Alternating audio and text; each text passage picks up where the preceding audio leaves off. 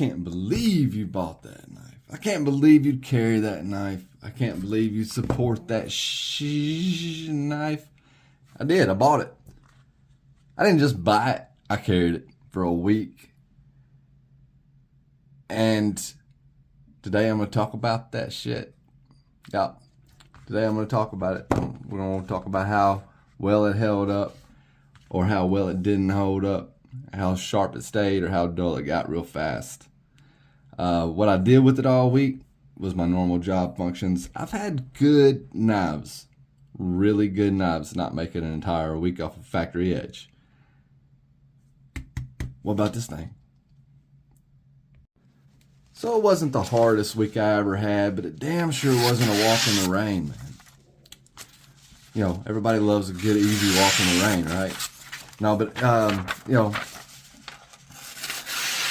it held up. It held up. And it did just fine, man. You know, but we're going to do a little bit of equalizing because it wasn't the hardest week in the world. It did see its fair share of cutting. But right now I want to cut up some cardboard. We're going to cut up some cardboard. We'll try to put this in fast forward stuff. And then we're going to try to cut that same piece of paper, okay?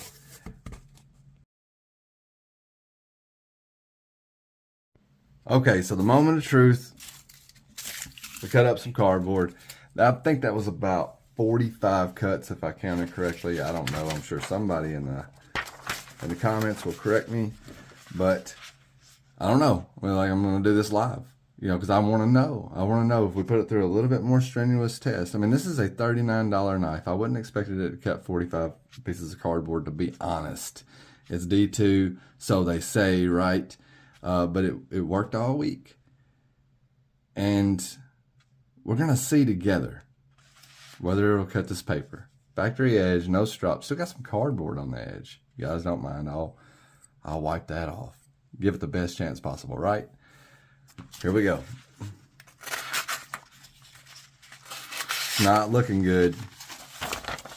It's not looking good. No. Okay, just a second. It can still cut. It's not cutting as smooth as it was. But we got a couple good cuts there on the copy paper. It's not magazine paper. It's not newspaper. It's not, you know, it's realistic expectations. Okay, man. Listen, dude.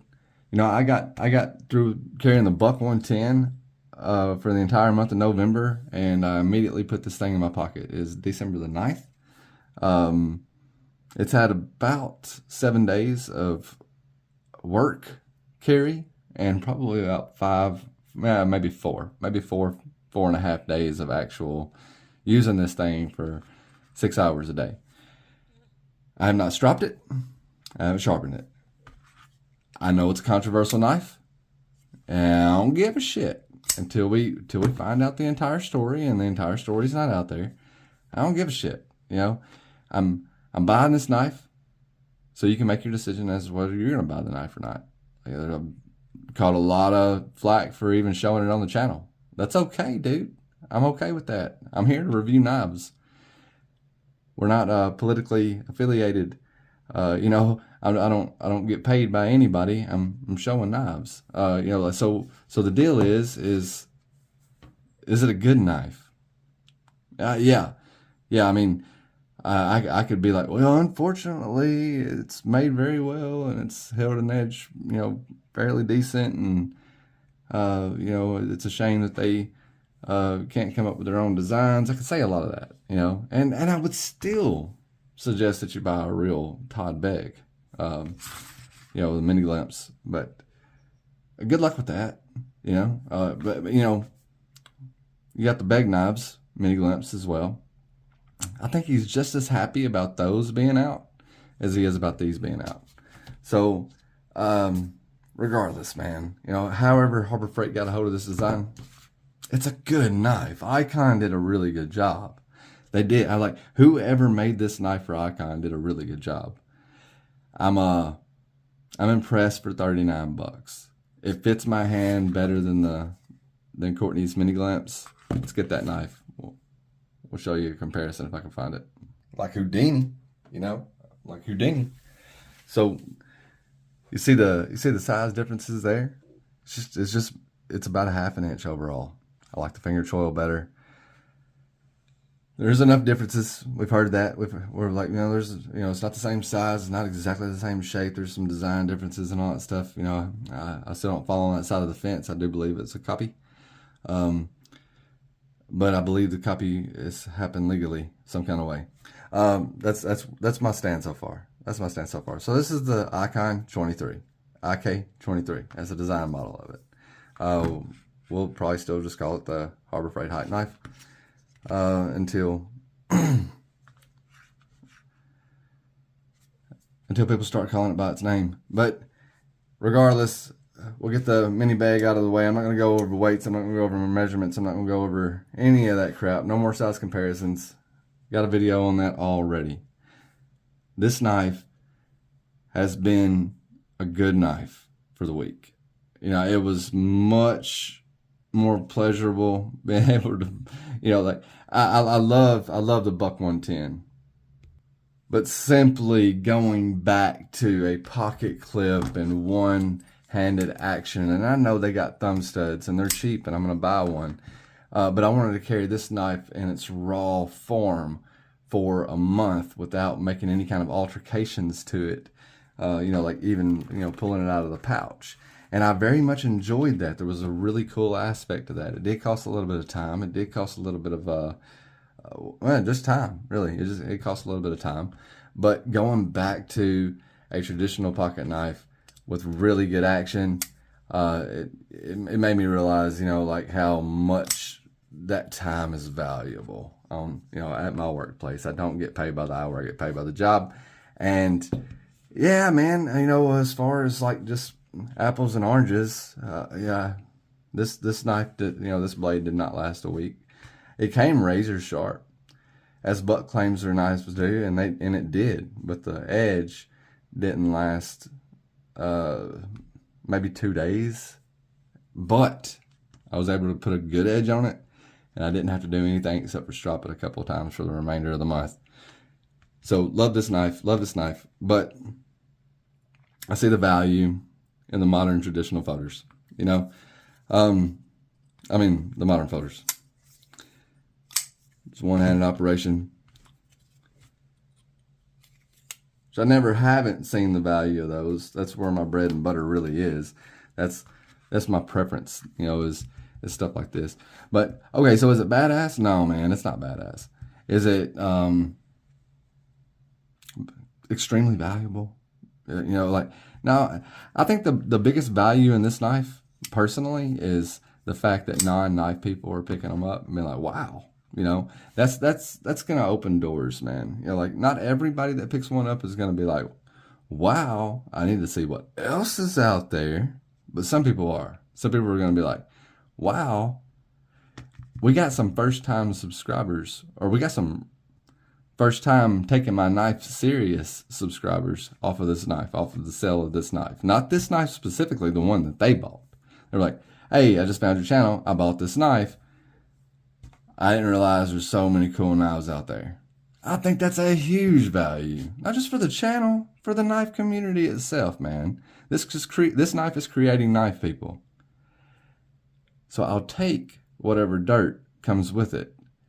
Like I said, until we find out the entire story. So creating knife people isn't always easy. Sometimes knife people just aren't born. Some people are born with it. I've had a fascination with knives since I was really young. Like I chased my mom around the kitchen with a butcher knife when I was 2. It's not true, but. Yeah, I've always liked knives, man. I can't remember a time in my life I didn't like knives. And sometimes it takes an experience in order to be like, okay, I get it. And this knife has given those people that experience. And that's an extremely high value to me. So I support the knife being out there until we figure out otherwise, that the knife is out there by legal and moral existence, I guess you would say. If it's not illegal, they haven't done anything wrong, I think it's a great thing. I really do.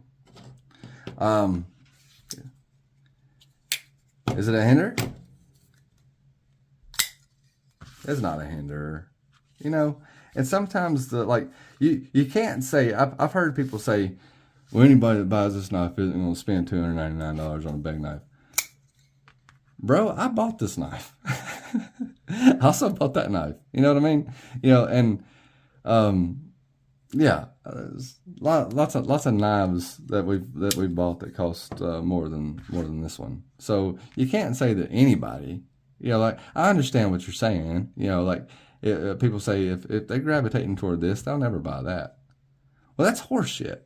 I've owned every variation of this knife that's come into existence. I've had the full-size glimpse, and I'm talking about production. I'm not talking about custom, sorry. But, you know, I had the full-size glimpse, so sold or traded it to Nick Edward behind the edge. I believe Don Farmer has possession of that knife now. Saw him. I think he's got it for sale right now. If you're watching this video, you can get the full-size glimpse. I can't remember what he said the price was. But if he still has it available, it's for sale. That started off with me. You know, big fan of the design in total. And I'm a huge supporter of Todd Begg and Steelcraft. I don't know what the hell's going on with the Begg family. None of my business. I'm curious, but it's none of my business. They'll let it be known if they want to let it be known. That's on them. That's family business, man. So the knife is fucking wonderful, especially at the price point. It's just there's nothing to complain about, man. You know, I was gonna do a disassembly on it, but I posted a disassembly video that is great by another YouTuber. I'm drawing a blank. I'm sorry about that. But it's in my community tab, and it was one of the last videos I shared. So if you want to know what it looks like on the inside, he shows you. So anyway, guys, I think it's a wonderful value at $39, especially if you're looking for something, a beater or something like that. Is it going to be in 10 years? Is it going to be worth as much as this one? No, it's not. I mean, it's not gonna be worth as much as that one now. Or you know what I mean? Like, I mean, like they'll probably just keep on pumping these out. Will that affect the value of these? No, it won't. It won't. These are still selling when you can find them for. The last one I saw sell. And this is a Steelcraft by Riot, by the way. But the last one that I saw sell sold for north of $4. It was like $4.14 or something like that, you know. And I'm not saying they're not available for cheaper, but it was $3.99 when it was brand new. I have seen these things sell for $5.29. True story. Like almost immediately after it was produced and discontinued. So like, these things are going to hold the value, and these things are going to make people curious about these things. I promise you that. I've been there. I've been there in the copy world. So that's why I buy nicer stuff now, really, in a way, in a sense. You know, it's like, hey, you know, like I had some bad versions of some good knives, and I wanted to see how good the good versions were, right? You know, and that's kind of why I've gotten to where I've gotten in my collection. Everybody's got their own story. That's kind of mine. You know, is stuff like this makes me curious about stuff like this. I happen to have this one first, so that's just the way, you know, it happened with me, but not a bad knife. That's my 2 cents. Let's argue in the comments. I love you guys. You have a good one. We'll catch you on the flip side.